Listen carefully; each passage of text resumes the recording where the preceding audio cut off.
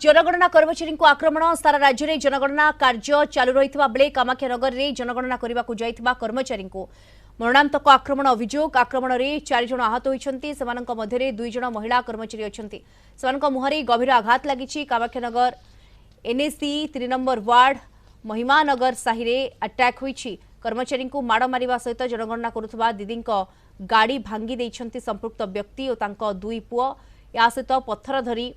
मारिबाकू गोड़ाइथिबा अभियोग होईछि। खबर पाई कामाख्यानगर उपजिलापाल तहसीलदार एसडीपीओ और थाना अधिकारी घटनास्थल में पहुंची पुलिस आक्रमणकारी को अटक रखी तदंत करुछि। अधिक सूचना पाई फोन लाइन जोड़ी होती आम सहित कामाख्यानगर आम रिपोर्टर सदाशिव सेठी जोड़ी होती। सदाशिव मरणांतक आक्रमण होईछि जनगणना कर्मचारी को सविशेष अपडेट कौन मिलुछि एवं प्राथमिक तदंतर कौन स्पष्ट होछि? देखो जहाँ सूचना रही बर्तमान सारा राज्य में जनगणना कार्य रही बर्तमान जो कामाख्यान एनएसी रही से जो महिला कर्मचारी 2 जन और सहित पुरुष कर्मचारी 2 जन से वार्ड समस्त घर घर बुली जनगणना कार्यक्रम जारी रखी महिला घर को जीवा बेले गेट टी बंद था गेट टी बंद कर खोलिकी से भितर को जीवा समय